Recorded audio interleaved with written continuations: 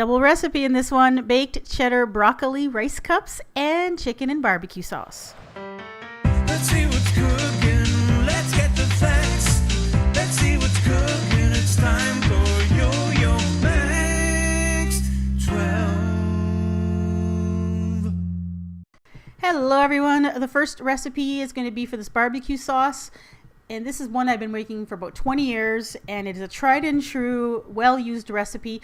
I think the original recipe name was a Western hot sauce, but it's kind of a generalized barbecue sauce. Now, as you can see, it's on a recipe card, because back in the days before I used the interwebs, I used to put my recipes on little cards and I used to stick them into this little box here.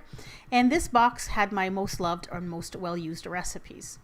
So here we go, starting off with 1/2 cup of ketchup. Adding to that a 1/4 cup of water, and then a 1/4 cup or more of finely chopped onion and a couple of cloves of garlic that have been minced. Now we're going to add 3 tablespoons of vinegar, 2 teaspoons of brown sugar, 2 teaspoons of Worcestershire sauce, 2 teaspoons of whole mustard seed, and that's the best part of this recipe because they kind of soften up but still stay kind of crunchy. That is a teaspoon of paprika, 1/2 teaspoon of oregano, 1/2 teaspoon of chili powder, and 1/8 teaspoon of cloves, 1/4 teaspoon of salt, and you can add some pepper in there if you'd like. Now at this point, you can add a couple of bay leaves, and you're going to put this in a pot on the stove and cook it for about 10 minutes or so, and then you'll have a nice barbecue sauce that you can use like you normally use barbecue sauce. Now I'm not going to do that on the stove because I'm going to bake this in the oven, so I don't put the bay leaves in this particular case. What I do is just take this sauce and I pour it over top of a few chicken pieces, and I have 4 chicken thighs and I have a chicken breast.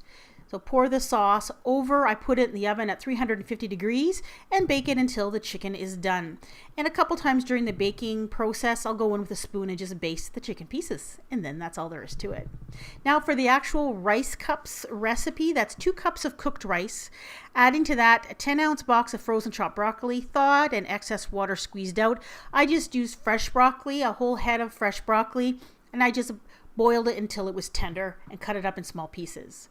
Now I just added a 1/4 cup of ranch dressing, and now you're going to add in a 1/2 cup of shredded cheddar cheese and 2 beaten eggs. Give that a stir, and then I remembered that I needed to add some salt and pepper, about a 1/2 teaspoon of each. So give that a good stir, and you're ready to transfer these either into a baking dish, like a 9 by 9 inch baking dish, or in this case I'm putting them into some greased jumbo muffin cups.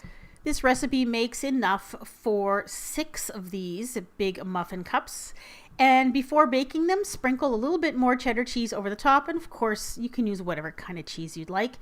And you're going to bake this at 350 degrees for about 25 minutes until the tops are lightly browned and the edges start to get a little crispy, as you can see here.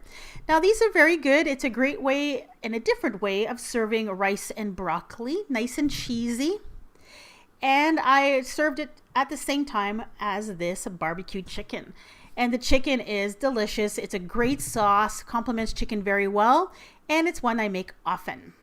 Thanks to everyone for watching, and if you aren't subscribed to my channel, go ahead and do that by clicking on that big red subscribe button. That way you'll be notified of all the new uploads. I make recipe videos every week, and I also make unboxing videos along with my teenage son Max on Saturdays. Take care and bye-bye.